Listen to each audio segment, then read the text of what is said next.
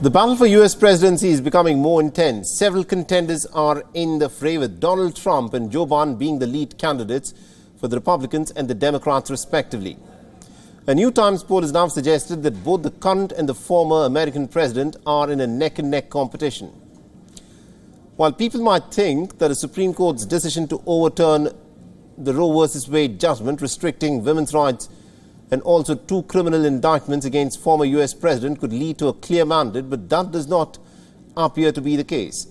A poll conducted amongst the registered voters shows that Biden and Trump are actually at this moment tied at 43% ratings. But when it comes to their independent assessment in the polls, both the candidates are not faring well as far as former President Trump is concerned. 41% of the registered voters say that they have a favorable view of him. Meanwhile, a majority of them believe that his conduct in the last election had threatened American democracy. For Joe Biden, the picture is also not very rosy. His favorability rating is only just 2 points higher than Donald Trump's. So while a 2-point difference is a lead, it is still not an edge. His approval ratings are hovering at about 39%. If one assumes that once their candidacy is made official, a clearer picture could emerge.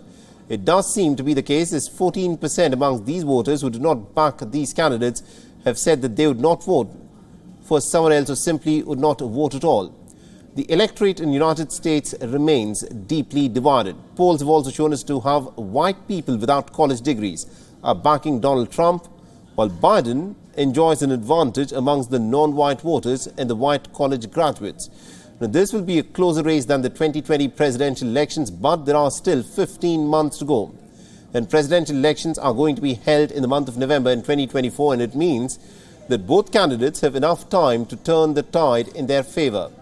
Biden cannot bank upon his anti-Trump sentiments alone, and Trump, of course, cannot afford to do more damage than he already has done to his campaign.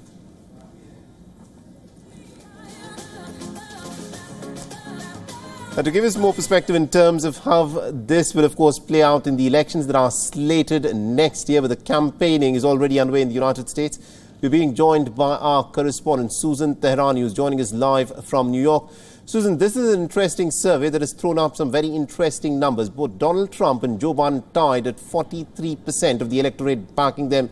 It cannot get more closer than this, although the polls are still at least 15 months away. Yeah, that's absolutely true. The best way to put it. About 30% of voters who said that they plan to vote for Joe Biden in 2024 also said that they were hoping that Joe Biden would step aside and the Democrats would have another candidate.